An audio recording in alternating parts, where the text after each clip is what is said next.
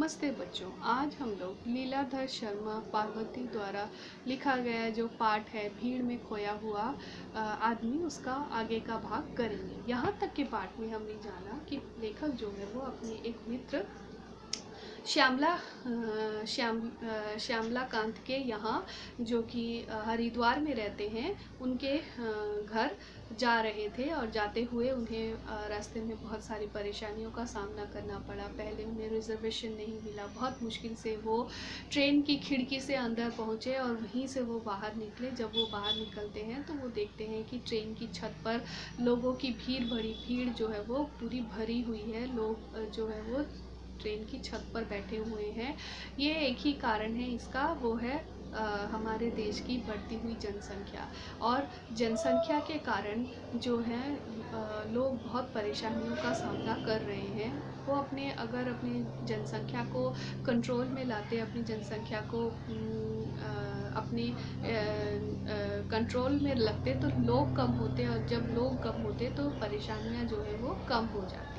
फिर लेखक बता रहे हैं कि उनका जो मित्र का बड़ा पुत्र है वो उसे लेने आया था, और वो अपनी परेशानी बताता है कि उसने 2 साल पहले अपनी पढ़ाई पूरी की है, लेकिन अभी तक उसे कोई नौकरी नहीं मिली है और वो नौकरी के लिए इधर उधर भटक रहा है। एम्प्लॉयमेंट एक्सचेंज में भी उसने नाम लिखाया है, वहाँ पर भी उसे यही कहा गया कि तुम सोचना मत कि तुम्हें जल्दी नौकरी मिल जाएगी, क्योंकि तुम्हारी तरह क्वालिफाइड लोग, बहुत सारे लोग, हज़ारों लोग यहाँ पर कतारों पे खड़े हैं, लाइन में खड़े हैं।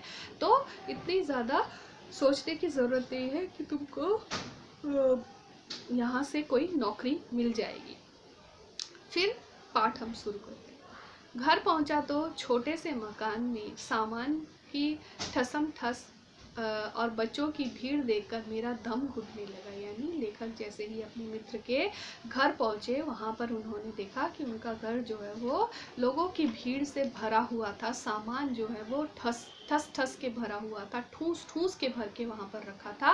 कारण यह था कि उनका जो घर था वो बहुत ही छोटा था और उनके घर में बहुत सारे लोग थे, बहुत सारे बच्चे थे और बच्चों की भीड़ इधर उधर घूम रही थी, जिसे देखकर लेखक का दम घुट रहा था।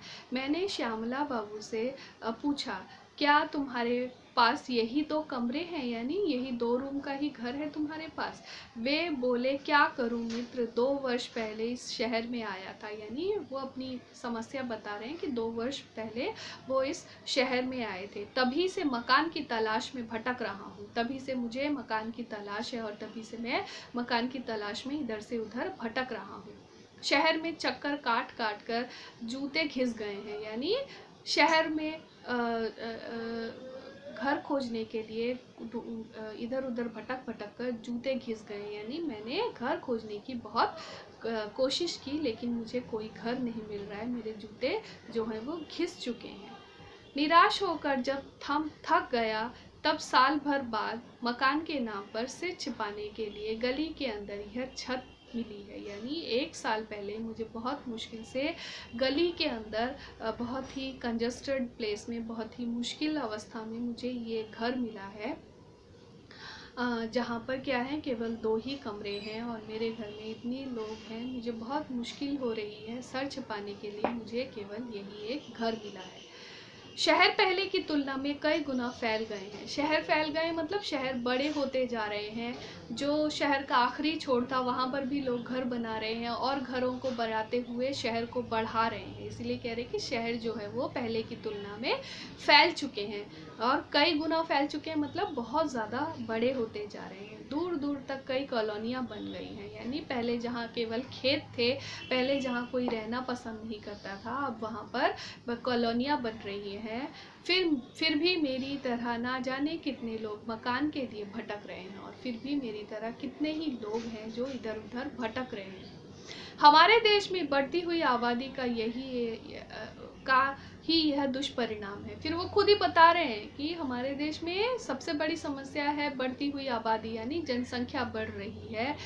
पॉपुलेशन जो है वो बढ़ती ही जा रही है, और जिसकी वजह से हमें हमें इसका एक बैड इफ़ेक्ट हमारे सामने आ रहा है। जनसंख्या बढ़ रही है, मकान और खाद्यान्न घट रहे हैं, और रहने वाले लोगों की संख्या जो है वो दिन ब दिन बढ़ती ही जा रही है, लेकिन खाने की चीज़ें और रहने के लिए मकान वो घटते ही जा रहे हैं। यानी हमारी वांट्स जो है वो इंक्रीज़ कर रहे हैं, वो अनलिमिटेड है, लेकिन रिसोर्सेज जो है वो लिमिटेड हो गए हैं। यानी लेखक ये कहना चाहते हैं कि हमारी जो वांट्स है वो अनलिमिटेड है। ये सब जो लोग इकोनॉमिक्स पढ़ते हैं उनको पहले सिखाया जाता है कि wants are unlimited but resources are limited. यानी हमारी ज़रूरतें जो हैं वो दिन ब दिन बढ़ती ही जा रही हैं, जिनको हम कंट्रोल नहीं कर पा रहे हैं, जिसका कारण, सबसे बड़ा कारण है जनसंख्या। लेकिन जो रिसोर्सेज हैं, जो उसके समाधान के जो कारण हैं, वो सारी चीज़ें जो हैं वो कम होती जा रही है। वो तो एक दायरे तक ही रहती है, या एक लिमिट तक ही रहती है, जिनको हम अचानक से बढ़ा नहीं सकते हैं, जिनको हम अचानक से घटा नहीं सकते हैं। तो हमारी जो रिसोर्सेज हैं, जिनसे हमारी ज़रूरतें पूरी होती हैं, वो तो सीमित ही है, लेकिन हमारी ज़रूरतें हैं वो बढ़ती ही जा रही हैं। तो इसीलिए कह रहे हैं कि जनसंख्या बढ़ रही है, मकान और खाद्यान्न घट रहे हैं। यानी लोग बढ़ते जा रहे हैं, खाने के लिए लोग बढ़ते जा रहे हैं, जनसंख्याएं बढ़ती जा रही हैं, रहने के लिए जो घर हैं वही हैं, और खाने की चीज़ों की भी भरमार कम होती जा रही है। लोग जो है वो बढ़ रहे हैं, उनकी वजह से समस्याएं जो हैं वो बहुत ज़्यादा सामने आ रही हैं, और लोगों को इन समस्याओं का सामना भी करना पड़ रहा है।